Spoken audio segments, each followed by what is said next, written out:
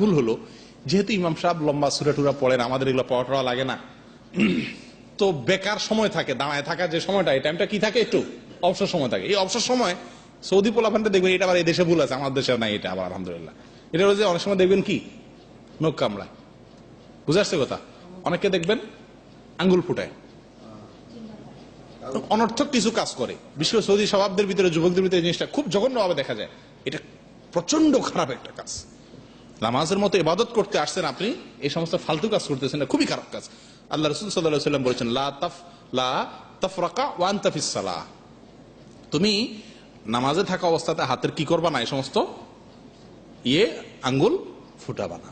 অতএব আঙ্গুল ফুটানো এটা যেমন খারাপ কাজ, ঠিক একইভাবে অনর্থক কাজ, যেমন নখটা, বুঝে আসছে কথা, গোতরা ঠিক করা, তারপরে যায় জামার বোতাম লাগানো, খোলা, মানে অপ্রয়োজনীয় কাজ যেগুলো নামাজ সংক্রান্ত না, এই কাজগুলো নামাজের ভিতরে করা, এটা বিশেষ করে জামাতবদ্ধ নামাজে অনেক দেখা যায়। কারণ ওই যে অবসর থাকে, ইমাম সাহেব কেরাত পড়ে, বেটা তো অবসর আছে, তো অবসর টাইমে এই কামগুলা করে। এক্ষেত্রে লক্ষ্য করতে হবে, কিছু কাজ করা যাবে। অনেকে আছে আবার একেবারে স্টিলের মধ্যে এরকম টাইট হয়ে দাঁড়ায় থাকে, না, এত টাইট হইতেও বলা হয়নি, দরকারি কাজগুলা করা যাবে। যেমন কথার কথা, আপনার মোবাইলে ফোন আসছে, উচিত তো আগেই বন্ধ করা, যে কোনো ভাবে আপনি বন্ধ করতে পারেন নাই, আওয়াজ এসে গেছে, আপনি কি করবেন? অনেকে আছে দেখবেন, আমাদের বিশেষ করে বাংলাদেশ, ইন্ডিয়ানরা, এই দেশেও দেখা যায়, ওই বন্ধ করে না, একেবারে টাইট হয়ে দাঁড়ায় থাকে, এদিকে গান বাজতে আছে, সবার নামাজ শেষ করে দিচ্ছে। এটা একটা ভুল। আবার সৌদিদেরকে দেখবেন উল্টা কি করে, অনেকে দেখবেন পকেটে বাইর করে, কে করছে,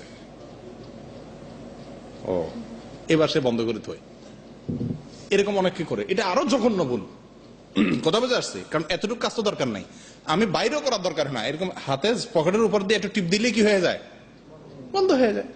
আন্দাজ তো আছে আমার মোবাইলে কোথায় টিপ দিলে বন্ধ হবে, শেষ। অতএব কাজটা করবেন, প্রয়োজনীয় কাজ করা যাবে। যেমন কথার কথা, আমাদের বিশেষ করে চুল মশায় কামড়ায়, মুছে দাঁড়ালে, মশা বেচারা তো অন্য টাইমে চান্স পায় না, জামাতে নামাজে দাঁড়ালে বিশেষ করে চান্সটা নামাজ দাঁড়ালে একটু পায়। তো মনে করেন কামড় শুরু করে দিলে, এসি নাই, মশা থাকে, বেশি থাকে, তো কি করবেন? আপনাকে একেবারে স্টিল হয়ে দাঁড়িয়ে থাকতে বলে না কেউ, ব্যথায় ওদিকে ছিঁড়ে যাচ্ছে, কিসের নামাজ পড়বেন আপনি, মন আপনার ওখানে, ওই টাইমে আপনি কি করবেন?